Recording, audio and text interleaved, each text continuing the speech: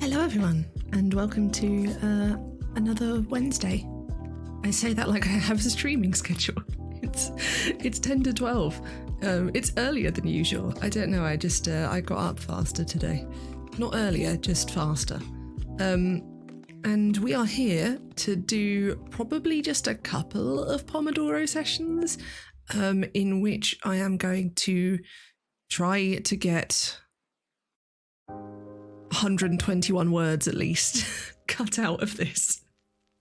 But yeah, so basically my plan, so if you missed Monday, I finished writing my dissertation on Monday. That obviously does not mean I have finished my dissertation, sadly. What it means is I'm now at the point where basically I can edit. I've got some citations in it that I have to work out how to do, given that it's a creative piece, so citations are a little bit odd. Just generally working out stuff like that. Just general editing, general rereading of it. And what I will do is I'll do the bulk of that today, as much as I can get done. And then on Friday, before I send it to my supervisor, I will then basically give it a final read over. Also enjoy my lovely new background. I got some shelves and they arrived and they're a little bit wobbly because, this way.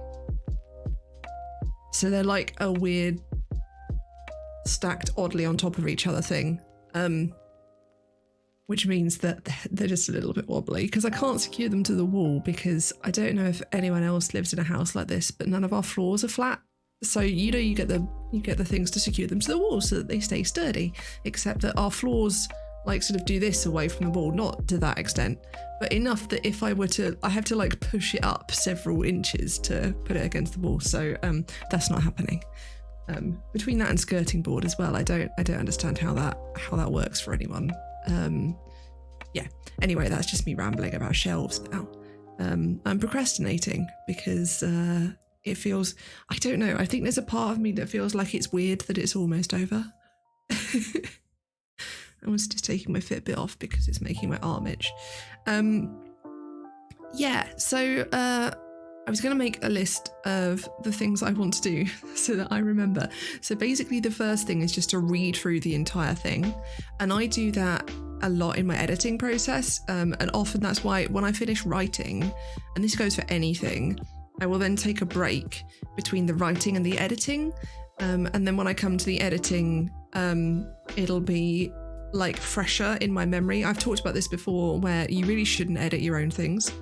It's not good, don't do it. If you can avoid it. Obviously, there are some contexts in which you can't avoid it, and essay writing and dissertation writing and anything like that is generally one of them, because I suppose you could just get a friend to read it, but it's not like your supervisor isn't going to proofread it for you. And you've got to do the bulk of the editing on your own. And editing is time consuming, so even if you get a friend to do it, they've got to devote a lot of time to it in order for it to be like actively helpful. I'm going to do a read through. And that will also give me a feel for how, because I've not read the piece through as a whole, I've been reading it very much in its individual sections. So I'll then be able to see what the flow of it feels like as I go through it and make sure that works okay. I think it does. I'm pretty sure it does. But this way I'll be able to check. So that's the first thing I will do. I will probably, as I'm doing that, cut any extraneous words or phrases, but depending on what I get the word count to after that, I will then need to go through and do a proper cutting down, which is more likely to occur in the third section because I've already done it for the first two, but I could do it more for the first two. So after I've read through, I will try and cut word count down. So just as a reminder of where I am with the word count, so my required word count is 12,000 words. You are allowed to be 10% over or under, so I could go up to 13,200, and currently I have 13,321 words. So I'm currently being penalised for how long my dissertation is, to the tune of 121 words. However, the complication is that because this is technically a creative piece, not a critical piece, all of my citations, which I haven't yet put in, so aren't yet counting towards the word count, probably count towards the word count. My supervisor and I aren't completely sure. So we're gonna err on the side of caution. I'm including them all at the end of the entire piece as endnotes rather than as footnotes, because I don't want to spoil the flow of the piece as you go through it. But I think they then do count. I'm not entirely sure. So I need to take more words than that out so that and I've only got 4 or 5 citations. It's not a vast amount. Yeah, so that when they go in, they don't just put me back over the word count again. But I'll be able to see that in Scrivener, so it should be okay. And worst case, I have to do another cut down pass. But yeah, so I will read through. I will cut the word count down. And do whilst I'm doing both of these, I will be looking for any other like errors, typos, anything like that I can then find and deal with. I also need to give the third section a title, and then I need to give the whole dissertation a title because it doesn't have one, and it has to have one. I can't just put, this is a dissertation. And I've talked to my mentor about this actually, about how I'm going to title it. Because obviously if it were a creative piece, creative titles look very different to critical titles. So what I was inclined to do when we were talking about it was almost like combine the two and have the creative title and then be like creative title : academic title, as it were. So it would be something : an exploration of the embodied nature of live action role playing. I think, so, something like that. I hate titles. I think up there with like author bios, titles are probably my least favourite thing about writing anything. So I'll just put titles down here and then I can cry about that later. What else do I need? I need to do the citations.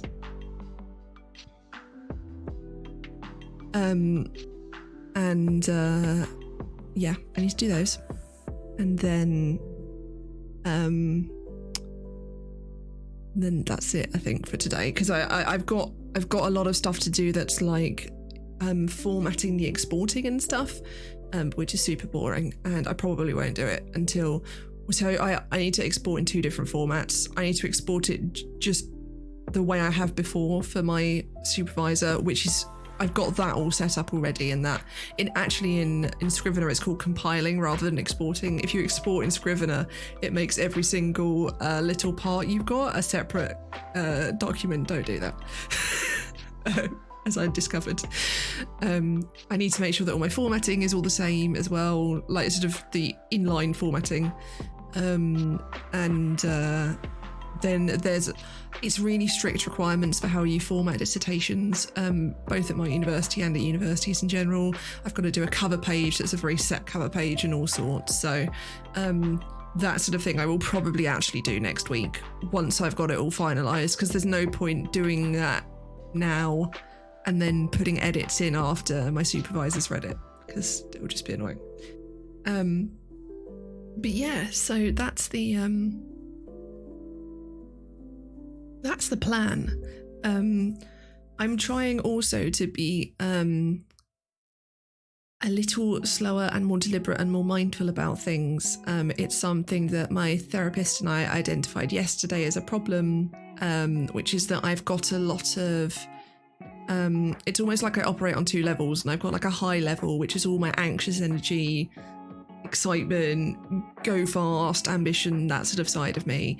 And then there's a sort of a lower aspect of myself that's like my discomfort and my pain and my sadness and that sort of thing, and that I'm not currently, I often don't balance between the 2. I'll get stuck too much in that upperness, which I think also includes my academic self, that I will miss the discomfort I'm in underneath. And then, it's not that either of those sides is wrong, it's more that I should be existing somewhere in between them where I can then balance them and see both, basically. So I will be trying to do that a bit today as well. How that's going to manifest, I don't know. Possibly just in the fact that I haven't... Actually, hang on. I'm not actually too anxious now. Because the thing is, when I'm talking, I don't notice it, and then I'll stop and I'll be like, oh God, my chest is of ice. And it is a little bit now, it's a little bit tight. But it's not super bad. And so maybe we'll continue like checking in whenever I'm talking through today. That's probably a good way to do it as a start. And I'll check in with myself whilst I'm working as well. However, it is... Come on, timer. You can do it. There we go.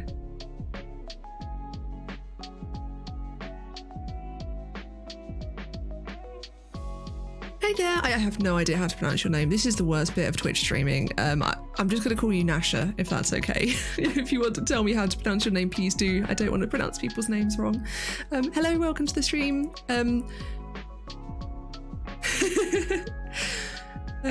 Yeah, no, actually, this is, to be honest, this isn't that bad a day. This is a pretty good day, to be honest. I've got some pain in my left shoulder and my left hip, especially. I think my left shoulder's been suffering a bit from being at a desk a lot and just generally trying to cope with the pain in the rest of my arm. My shoulder sort of takes the brunt of it, like sort of holding my arm in place where it's been painful and that sort of thing. So something that I also did in therapy yesterday was acknowledged and kind of apologised to my left shoulder. That's going to sound really weird, but it was kind of effective.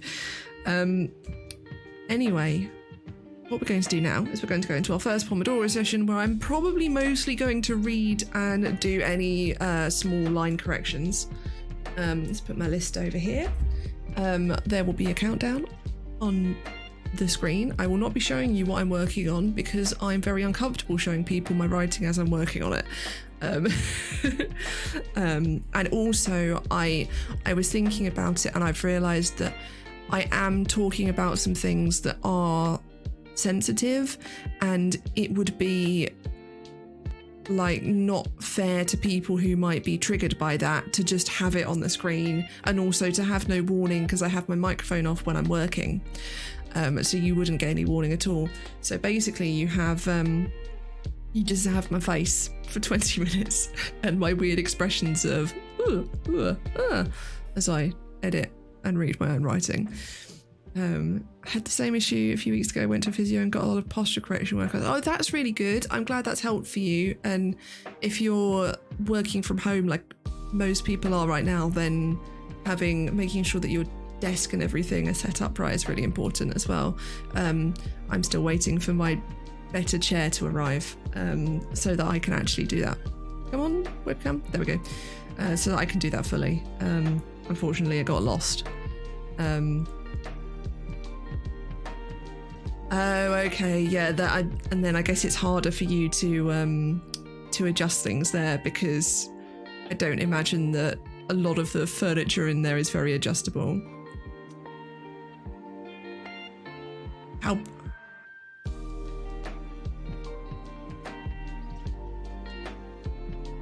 I'm sorry, I don't really understand either of you, I'm afraid. If it is a bit bright, then you can control the brightness settings on your own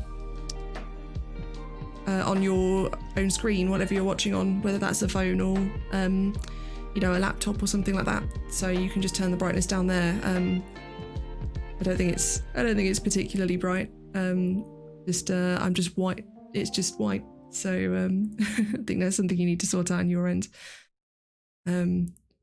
And yeah, so I'll be muting for 20 minutes, and you're welcome to work along with me. I'm not programming, no. I'm writing a creative writing dissertation, but Nasha might be. It sounds like Nasha is working on some code. So yeah, so I will go into that first burst now. Would probably likely only do 2 today, because I want to make sure I don't spend too long in a chair where my hip has been bad. So yeah, and also I don't actually think I'll need more than that to get through all of this. So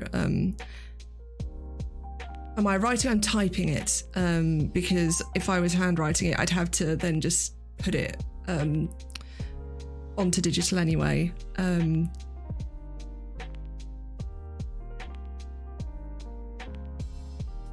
my God, there's so many people here. I've not had this many people here. Hi, Dan. Yeah, so you're very welcome to study along with me. You can chat about what you're studying. I think we're all doing very different things from the sound of it. So I will mute up now, and I will leave you with some lovely chill music, and I will see you in 20 minutes if I can remember how to start my timer like before.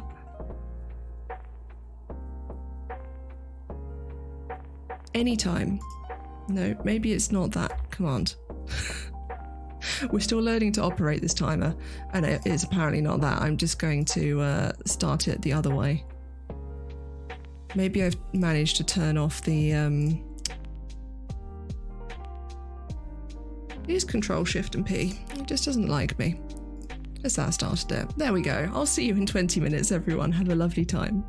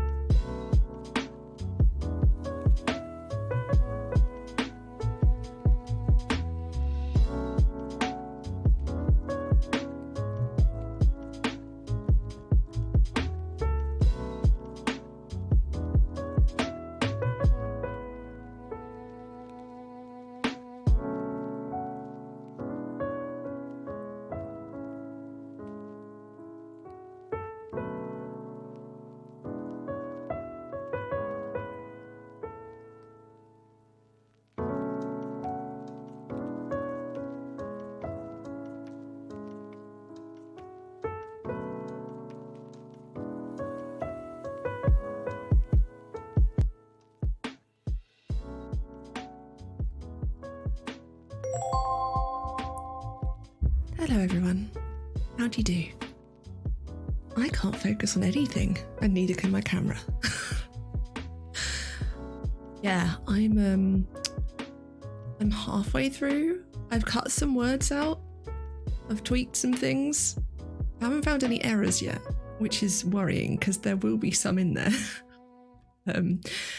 I've gotten down to 13,297, which means I'm now only 97 words into being penalised for how over the word count I am. But I am only halfway through, so I should get the rest of it out. I did actually find some things I could cut in earlier sections. Am I a gamer? Yes, I do. I do a lot of gaming as well.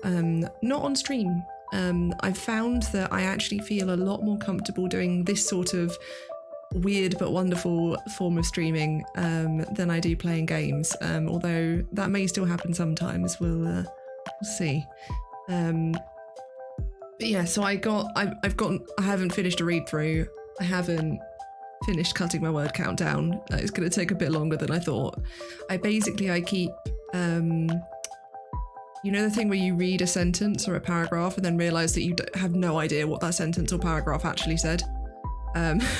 And then kind of go, oh, this would be fine if I was just reading it to understand it because I could catch up and make sense of it. But the problem is that I'm reading it to proofread it, which is that's not so good. So yeah, it'll just take a bit longer, I think. And I'm definitely noticing, I'm going to just reset the timer whilst I'm talking. I'm definitely noticing that I think that lack of focus is coming a bit because I'm feeling a bit more anxious. It might be because there's more people here, and if you are a person who's here, don't feel bad for that. It's not your fault that I have an anxiety disorder, and it's wonderful that you're here, and I love that you're here. I just have to then cope with the anxiety that comes alongside it, and it's not really anyone's fault, to be honest. I mean, if you believe in any form of divine being, you can blame them for creating mental illness, but no, it's not really anyone's fault, and I think we often look for fault in things. I don't think I need to pick someone to blame, really. My mental illness would like me to blame myself, and so I think actually it's really important that I don't pick someone to blame and I break out of this idea that someone needs to be blamed for everything. So yeah, but that's so I noticed you might have seen when I was studying that I was checking in with how my chest was feeling and trying to breathe a bit slower, because well, so there's lots of different kinds of mental illness, and they're not necessarily like really visible. They're very, very internal illnesses, and just because you can't see that in me doesn't mean I'm not experiencing it, and the same with anyone else. So for example, I can tell you that right now the way my anxiety is manifesting is that my sort of the upper bit of my chest around here, sort of where the top of your lungs would be, is becoming really tight, and I'm either having trouble breathing or I'm becoming more aware of my breathing, and sort of feeling like I'm not breathing well enough. My hearing is sharper as well. That's a thing that's really common in anxiety, because part of what anxiety does is it sets off your fight or flight reaction. And one of the instincts that your body does then is sharpens a lot of your senses so that you're ready if a predator is coming at you or whatever, a threat is coming at you, you're more aware of things so you can get yourself out of the situation or you can fight the situation better. But obviously the threat doesn't exist. That's the problem, is that my anxiety is responding to a non-existent threat, or it's perceiving something that isn't a threat as a threat. But yeah, so that's a really common thing that I get. I actually, when I leave the house, I don't have them up here anymore. I have noise cancelling headphones because I need to shut out all the external noises, especially the noises of other people, because otherwise I get sort of stuck in this loop of I notice the sound of other people, so then I'm more anxious, so then I notice the sound more, and then it just gets worse and worse until I have a panic attack. So yeah, just all of those things are not things you're necessarily going to see. They're just things that, I mean, if it gets particularly bad, you'll then start to notice, because then it'll be clear that I'm having trouble breathing, or that if I actually fully were to start hyperventilating, which I think is unlikely right now, then that would, be a lot more obvious. If I were to have a panic attack, it would be very obvious. So yeah, and I think, come on, camera, you can do it. There we go.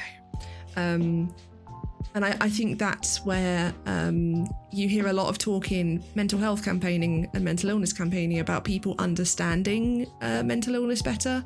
And that's really the sort of thing, is the understanding that a lot of the symptoms are ones you're not going to see, and having a sort of awareness of what they might be, so that you can maybe get better at identifying them in other people, because it is possible sometimes. Like, I've got people in my life that know me well enough that they can tell now if I'm starting to get anxious, even if it's not very bad, and they can help me check in with myself and make sure that I'm calming down.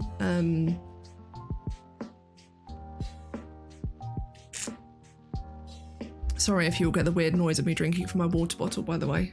It's I don't know, it's got some air in it somewhere.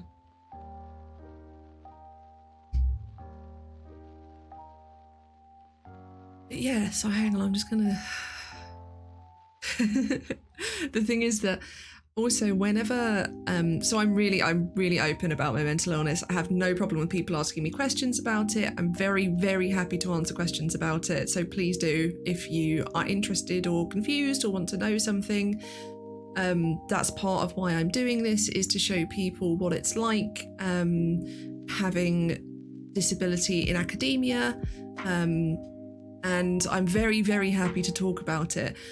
But as with anything, talking about it does make me more aware of it, and therefore makes it a bit worse. But never feel bad for asking me questions. I don't post a vast amount of political stuff. Actually, I suppose I do. I do actually post a reasonable amount. I don't post as much political stuff on my Twitter as some people do, but also it's my Twitter and I'm going to post whatever I want to there. And if people don't like what I'm posting, don't follow me. I realise that's converse to the message that has just asked you to follow me on Twitter. If you'd like to follow me on Twitter, please do. But yeah, so I think also because I was already noticing that I was a bit anxious as well, so it's a bit worse. But we are now going slightly over our break time, I've realised. So I don't know how far I'm going to get through today in the end. I will do one more, at least, and then we will see where we are and how we're doing. If you've just come in, we are doing Pomodoro sessions, studying together. I am writing a creative writing dissertation that is a hybrid form work about the embodied experience of live action role playing. And if you didn't understand any of that, it's all right. Most people don't. That's why I'm writing the dissertation, to explain it. And I have finished writing and I'm now in the editing stage. My dissertation has its final deadline next week, but I have to have it all done by Friday. I do miss it as well. I've missed it so much more from writing this dissertation. Oh no, I'm getting a phone call. Go away. Yeah, like the act of writing this has reminded me of how much I miss everyone and how much I miss doing things. And I sort of talk about this in the dissertation, and I've talked about it here before, but writing for me is writing, right? I mean, writing is also a form of therapy. I was going to say LARPing is a form of therapy, because I get to process things that I'm struggling with and sort of embrace sides of myself that I might want to get more access to, that I've lost access to, or that sort of thing. And yeah, it's been really weird writing about that and being so delighted by that in a period where I can't. Let me ask you about concentration. How do you keep up your concentration? It gets so difficult to concentrate when you have other things in your head. Yeah, it does. I really find working in bursts like this very helpful, because it means that I don't try and force myself to concentrate for too long. So I also, in addition to my mental illness, I have fibromyalgia, which is a chronic pain condition, but one of the things that it can do is cause what's called brain fog, which is basically just not quite being able to concentrate, having trouble remembering things, all of that sort of thing. And I'm still learning. I'm actually very recently diagnosed, although I've had it for about 10 years or so, at least. So I'm still learning to identify when I'm in fibrofog versus when I just can't concentrate versus when it's my mental illness, and all of the combination. I'm good, thank you, Jack Boy. Definitely working in bursts helps. I find that sometimes I just can't focus and it is not the time for me to be working, to be honest. But that obviously is a luxury of like a flexibility in my schedule that I can arrange things with work and study.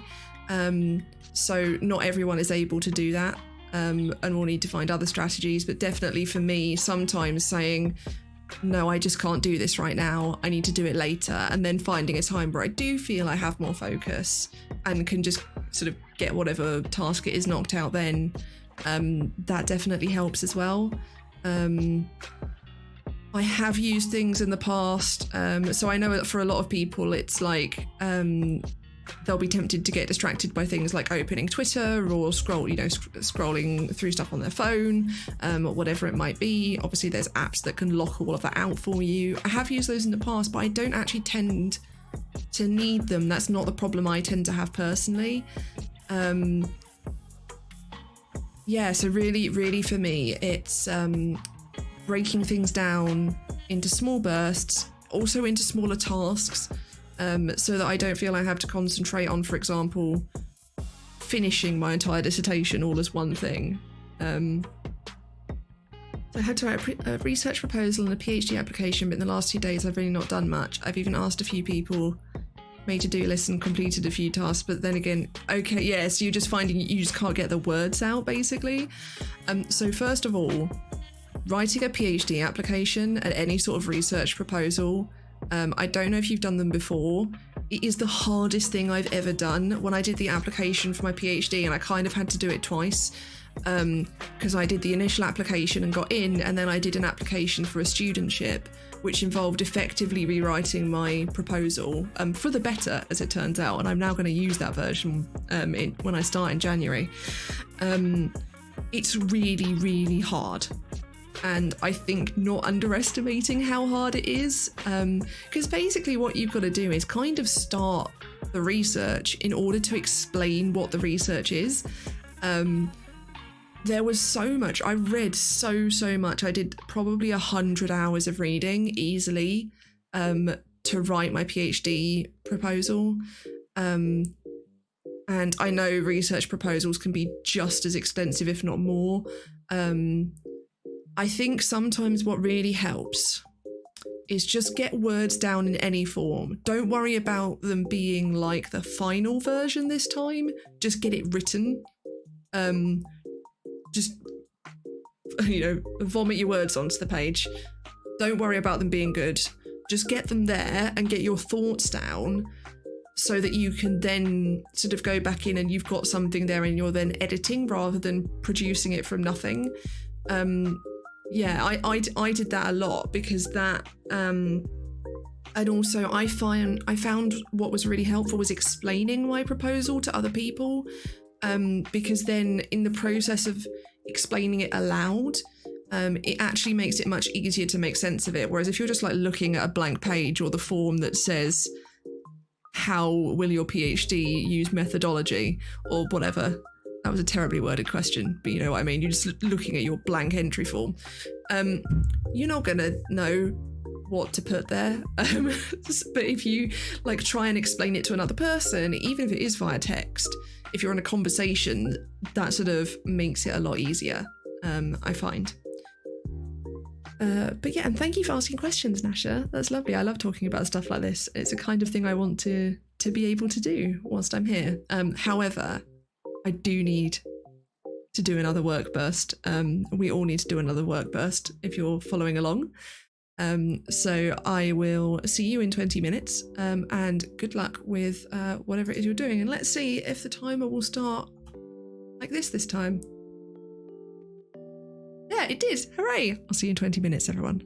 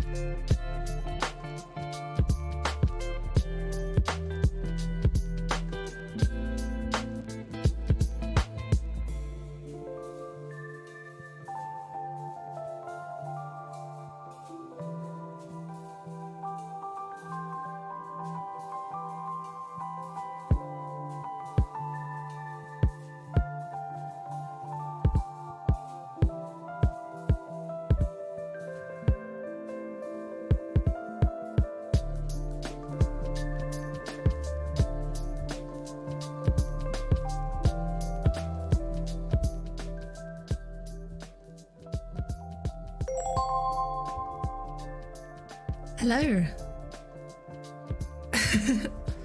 Oh, thank you.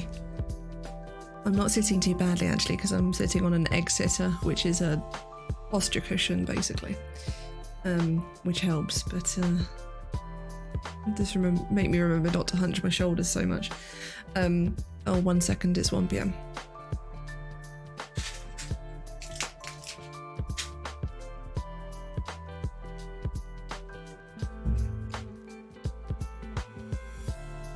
Sorry about that. I have to take medication every 4 hours, or sort of 4-ish hours. How did that go for everyone? I have managed to edit the entire thing. I now have 13,177 words, so I'm no longer being penalised for being over the word count. I do, however, not have enough room for my citations, I think. I'll have to put them in and then see how much it uses. I'm going to be so close. At this point, I basically have to view the word count limit as 13,200. I can probably chop it down some more. It's just a case of continuing to go through it again and again. You might have seen me celebrate at one point because I chopped an entire sentence and dipped below 13,200. But yeah, so that's good. I'm really pleased with all of it. I don't feel any of it needs rewriting, which is the thing I was worried about, that I'd get to this point and look at the third section especially and go, ugh. Yes, it is word count limit plus or minus 10%, but my word count the word count limit for the dissertation is 12,000. So 13,200 is plus 10%. It's the hard cap. So as long as I'm under that, I'm okay. yeah. I blew the word count a while ago. This has been a problem for a bit. I very carefully went, well, I've got 3 sections. I want them each to be about 4,000 words. And then the first one is just under 4,000, but the second one is 5,500. So maybe that's the one where I'll cut some words. It is the one that's got a lot more academic writing in. My dissertation is a combination of like prose, poetry, memoir, academic writing, general narrative nonfiction. So that the some parts of that are a bit more verbose, especially like when I divert into, oh no, that's the third section. Why is this? I think this section is so big just because it's a long story. I was thinking of stuff that's in the third section. It's the third section that's more academic. All right, Nasha, see you in a minute.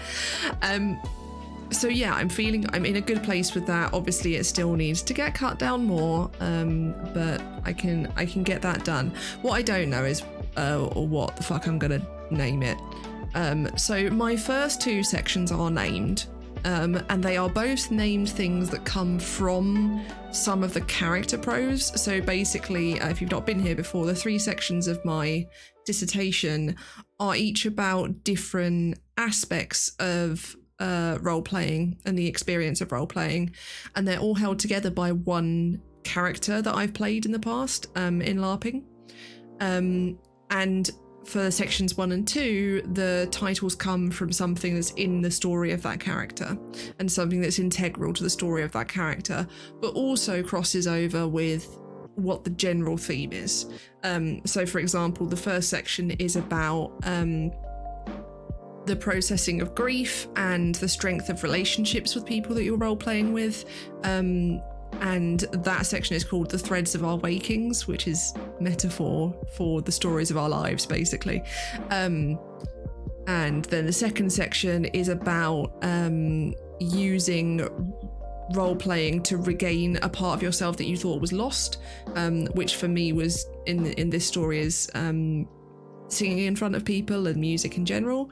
So that section is called Voice and Heart, which is also, it's a refrain that comes through in the prose in that section.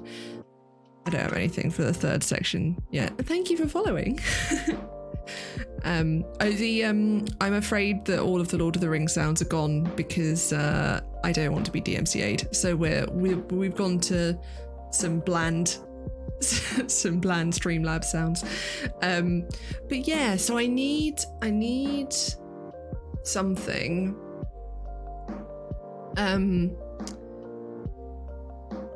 something that sums up, that comes from the writing about this character and sums that up in some way. And it's just going to be a case of reading those bits through over and over again, trying to find something where I will then go, oh, I'll use this. That still doesn't help me with the title for the entire thing. Which I don't know. I hate titles. Why do we have to title anything? I mean, I know they're functionally really useful, and you can't really refer to things unless they have titles. But I wish they didn't exist and I didn't have to think of them in everything that I write. Or that this could be like when I'm writing like some things that don't matter as much and I'm just like, oh, I'll just give it whatever title and I don't care. Whereas this, I feel like that because it's, the title of my dissertation is the thing that gets emblazoned on the front cover that I have to do, and I don't want it to be shit. But yeah, so I will have to spend some time like reading through that. I'll probably do that off stream because it will come to me randomly. And yeah, basically it's just the titles and the citation. Exactly, it's the attention grabbing stuff. And whilst I know how I want to format it and I know the structure I want to give the title, I still don't know what I want it to be. So I don't know, probably something about like the chronicling of lives, or the idea of collections of characters and that sort of thing. People don't read if the title isn't good, yeah. And like the thing is that I'm really the title of my PhD is awesome. It's very much a PhD title. Hang on, let me remind myself what it is so I can tell you, because I don't remember. It's very long. Basically, so if you're here and you're not in academia, we make titles like paragraphs. Then we make paragraphs like novels. So my oh, here we are. PhD application. Where's the version that? They're all called the same thing. I didn't name these very helpful things. I'm at the University of Kent in Canterbury. And my PhD is technically in the School of English, but only because there isn't a School of the Medical Humanities. If there was a School of the Medical Humanities, then I would be in there. Basically what happens with the Medical Humanities is you get put under an umbrella department, basically, that is the closest related to your methodology. So for me, because I'm studying written works, the closest related one for me is English. Is it this one?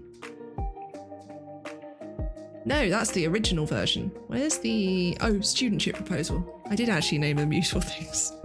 So basically when I did my original PhD application in December last year, which seems like a vast long amount of time ago and isn't actually that long ago, I did one version and then I applied for a studentship, which I didn't get in the end. But instead of... when did I interview for that?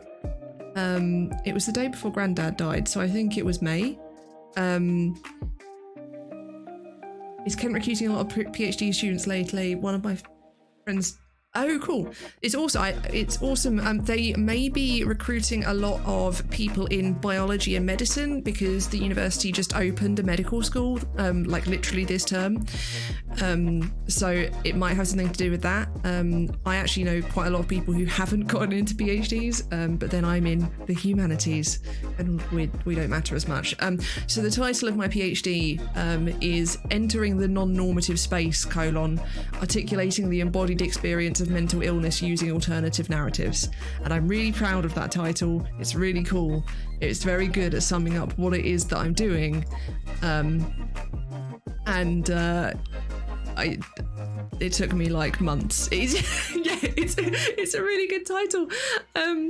But it took me so long to think of it. It generally took me like from December to May or April, whenever I submitted that version of of it.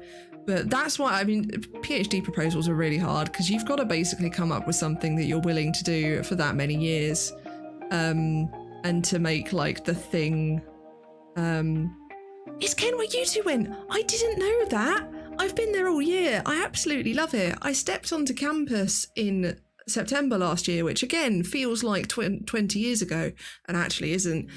And I just felt so at home, and I've never felt that at home at any other university before. And it's such a lovely campus, and I really miss it. And the fact that I can't go there right now is awful.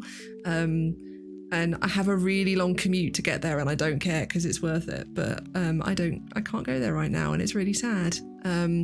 Because I just have that love, such a feeling of belonging, and for me that's such a huge thing to have, even though it's a place full of people that I don't know. So I was really anxious. And even on like the first couple of days, whilst I was doing all of this really intense, because that's where you do like all the meeting people stuff and all the social activities, and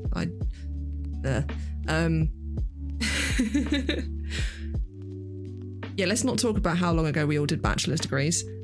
So I did this is me, the dissertation I'm doing now is for my master's degree, and I walked into my first class and I realised that I was 10 years older than everyone else there, because I've had a large gap between my bachelor's degree and my master's degree. But most of the people there, the majority of them, had done their bachelor's degree and gone straight into a master's degree. So they were 21.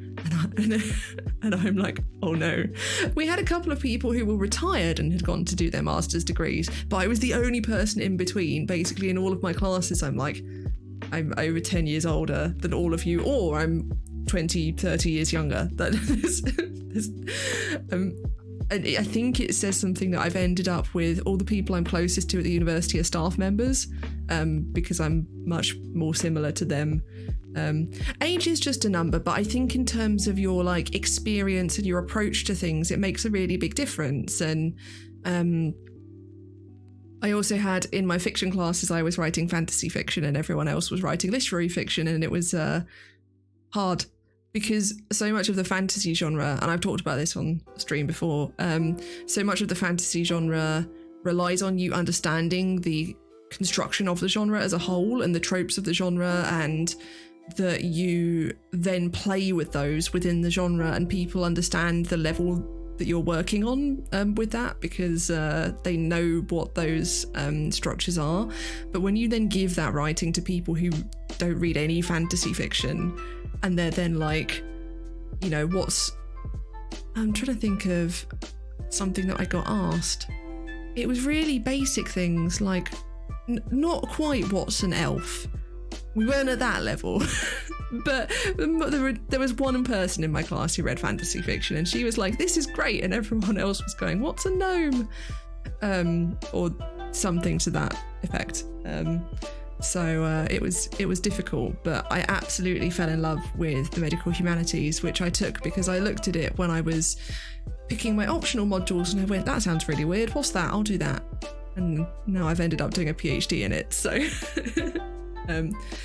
it's absolutely fantastic. But yeah, so I think, do I want to do one more or do I want to leave it there? I think I'm actually going to leave it there because I think I want to spend some time thinking about how I'm going to do my citations. I want to spend some time thinking about the title, and also once I've decided how to do those, it won't actually take me 20 minutes to do them anyway, because I think I've got four citations. I noticed a couple of things as I was reading that I could actually put endnotes for, even though they're not quotes, because I know they're things I've taken from other essays. It doesn't matter in the same way it would with an academic paper, because obviously this is creative. I feel obliged to cite the literal quotations, less so the concepts. But yeah, so thank you all so much for coming. Let's hide this. There's been so many of you here today, and it's been absolutely lovely. To see all of you and to have people studying with me is fantastic, and I'm so glad I was able to answer some questions that you all have. In terms of when I will next be streaming, I might stream on Friday or I might not. If I don't, I won't be streaming again until probably Monday. I have got my reading group on Monday, and at some point this week I've got to fit in doing my reading for it, so maybe we'll have a reading stream. I have no idea what we're reading this time, so I don't know if it will be like last time where I'll have it up on the screen. Obviously I'm only able to do that if the paper or whatever we're reading is open source. I can't do that if I've got it from the university library, so we will see. And also, after my dissertation is handed in, a lot of what we will be doing is reading, study with me streams where I'm reading stuff from my PhD. This is actually quite a small stack of books that I have right now that I'm reading for it. I started reading and then stopped because I realised I didn't have time. But I've got a load more coming as well, so I will be reading through all of those, so we'll all get to study together, even until January when my PhD starts. But I am also taking the week after my dissertation hands in, I'm taking a holiday. I'm not going anywhere because I can't, but I won't be streaming that week because I will be fully on holiday, as it were, and I'm trying to be careful with that so I can use the week to just reset everything. It is a wonderful llama. It's a Karma llama, and it's wearing a blanket that's some textile art that my granddad made. And then this is a not. I pointed it very well. This is a narwhal, and both the llama is something that I bought for my best friend and I, and then the narwhal is from my best friend. So I'm really pleased with these shelves. But I'm not going to stay here talking about shelves. I am going to go, and I hope you all have a lovely rest of your day and also potentially rest of your week. If you want to know when I am next going to be live, Streamlabs bot has helpfully told you that you can follow me on Twitter, and I will post on Twitter if I think I'm going to stream or I think I'm not going to stream. So do keep an eye out there. Thank you all so very much for coming. It's been lovely talking to you. If you haven't dropped a follow, then please do that. And you'll also then, Twitch will not quite as reliably tell you when I'm going to be streaming, but it potentially will. And other than that, yeah, have a lovely rest of your day and a lovely rest of your week, and I will see you all again soon. Bye.